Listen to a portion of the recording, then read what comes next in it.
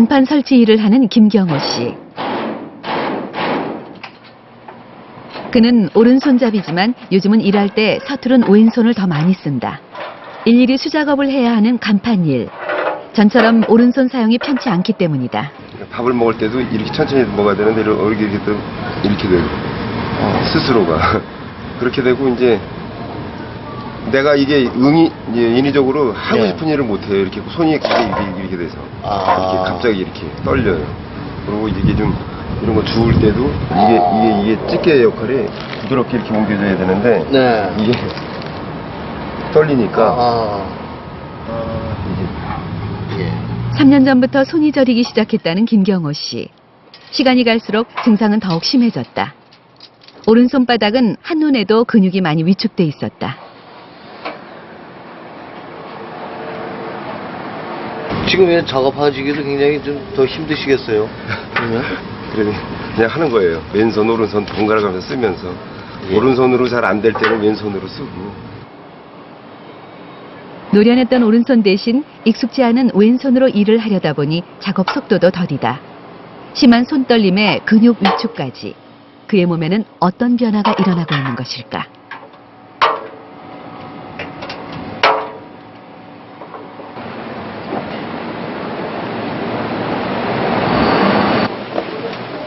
며칠 뒤 병원에 입원한 김경호 씨. 네, 안녕하세요. 아픈 통증은 어떠세요? 여기. 통증은 여기. 그는 손떨림뿐만 아니라 팔과 어깨 통증도 호소했다. 팔꿈치 여기가 이렇게 아파요. 뭐 닿기만 하면. 닿기만 하고 이 근육이 지금 푹 들어가가지고. 증상만으로도 병이 상당히 악화됐다는 것을 짐작해 했다. 검사 결과 경추 두 곳의 디스크가 심하게 튀어나와 신경을 누르고 있었다. 뿐만 아니라 경추를 지탱해주는 후종 인대까지 딱딱하게 굳어져 척수신경에 손상을 준 상태였다. 목 디스크에 후종 인대 골화증까지 함께 생긴 것이다. 목 디스크가 심하시면서 그 호종인대 골화증을 같이 동반하고 있습니다. 그래서 신경이 많이 눌려 있는 상황이고 그것이 기간이 몇 년이 지났기 때문에 신경 자체, 척수 자체의 변성을 일으켜서 척수증으로 진행된 상태입니다. 그래서 통증보다는 그 힘이라든지 상지의 힘이라든지 그 상지의 기능 자체가 떨어져 있는 상황이고 이게 지금 해결을 해주지 않으면 이제 보행장애나 이런 쪽으로 진행할 가능성이 있습니다. 이대로 둔다면 팔 전체의 기능 장애까지 초래할 수도 있는 상황. 김경호 씨의 수술이 서둘러 진행됐다. 신경을 누르고 있는 돌출된 디스크와 딱딱하게 굳어 뼈로 변해버린 후종인대를 제거했다. 후종인대 골화증은 김경호 씨처럼 악화돼서야 발견하는 경우가 많다. 후종인대 골화증은 아주 심해지기 전까지는 전혀 증상이 없는 경우들이 대부분입니다. 근데 증상이 나타나기 시작하는 경우는 두 가지로 볼 수 있는데 하나는 전혀 증상이 없이 인대가 골화증이 심한 상태에서 가벼운 충격으로 인해서 갑자기 전신에 마비가 오는 경우 혹은 두 번째는 서서히 진행된 후종인대 골화증이 너무 심해져서 신경이 너무 압박이 돼서 그거로 인해서 신경 증상이 나타나는 경우 두 가지로 볼 수 있습니다.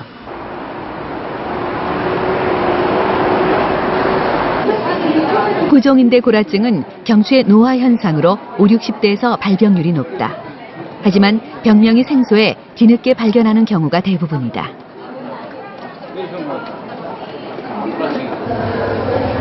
올해 63살의 오경연 씨.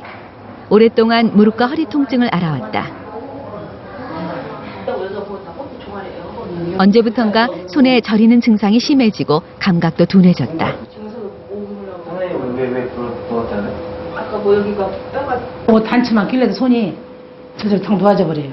저리만 가지고 감각이 없어져 버려요. 전에는 그걸 안 했거든요. 많이 쓸 때만 그랬거든요. 그럼 지금 안 쓰던 게 저림이 자주 오니까 몸을 일부러 안 써요. 더 아껴요. 여기 보시면 이 뒤에 뼈. 나이가 들면 주름이 생기듯 의례 겪는 노화 현상이라고 생각했던 오경연 씨. 하지만 사실은 달랐다. 손저림과 통증은 바로 후종인대 골화증 때문이었다. 이만큼이 심하죠. 요게 이제 인대가 뼈로 되면서 점점 신경이 지나가는 부위를 침범하는 거예요. 이만큼 침범되어 있는 거예요.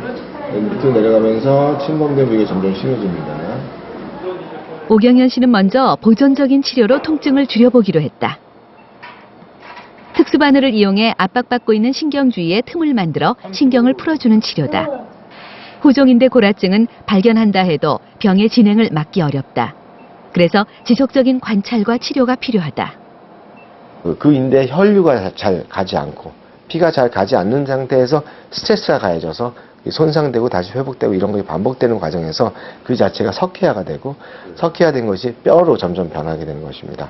그러니까 결국은 이것 자체도 스트레스지만 그 후종인대 골아증이 일단 오게 되면 일단 목의 움직임이 현저하게 줄어들고요. 이게 또 역시 그 추간공 협착증이라고 해서 밖으로 나가는 신경이 좁아지는 것을 동반하는 경우가 많고요. 아주 심각한 일부의 경우, 극히 일부지만 그 경우에는 하지의 마비가 초래될 수도 있습니다. 경추는 목뼈와 디스크 그리고 인대로 이루어져 있다. 호종인대는 목뼈와 디스크를 뒤쪽에서 단단히 잡아주는 질기고 연한 조직이다. 호종인대 골아증은 이 인대가 두꺼워지거나 뼈처럼 단단하게 변하는 것을 말한다.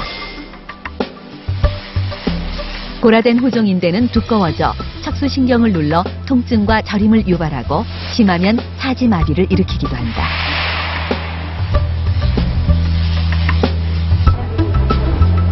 안타깝게도 호종인대 골아증의 원인은 아직 밝혀지지 않았다. 희귀병으로 인식돼 있지만 유병률이 꽤 높은 질환이다. 한 대학병원에서 조사한 바에 따르면 7개월 동안 검사를 받은 752명 가운데 7.6%가 호종인대 골아증인 것으로 확인됐다.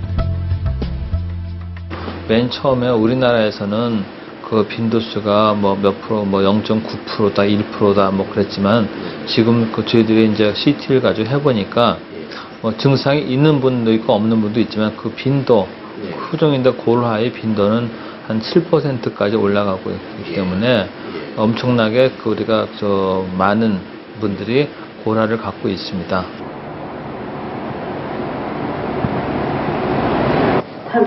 후종인대 골아증은 진행이 느리고 증상을 느끼기도 어려운 것이 특징이다. 따라서 심해지기 전에는 발병을 모르는 경우가 대부분이다. 이창수 씨도 그랬다. 그래? 이번에 정말로 참 다치면서 넘어지면서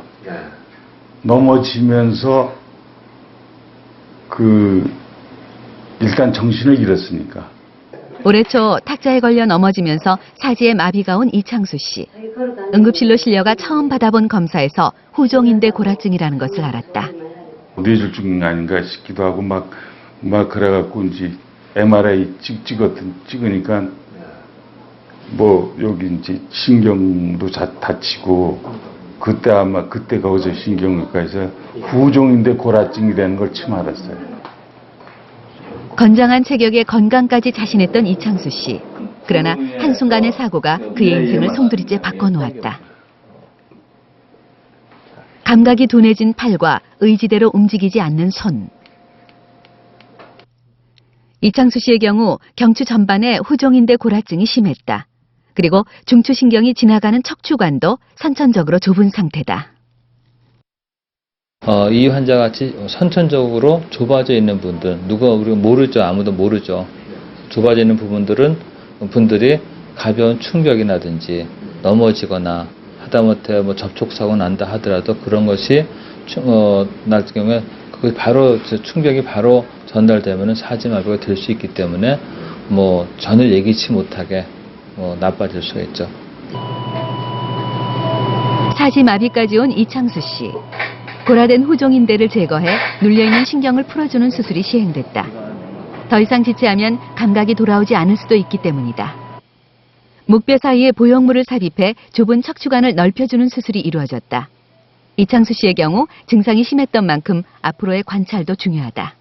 우리가 알지 못하는 무슨 불증상이 있을 때 일단 하다못해 일반 엑스레이나 찍어봐서 진찰을 해보고 거기서 정확하게 없는 거 있는 거 확인해 봐야 될 것 같고, 그다음에 이상이 있을 때는 그 다음 단계 하면서 우리가 조심할 수 있는 걸 예방하는 것이 제일 방법이 생각합니다.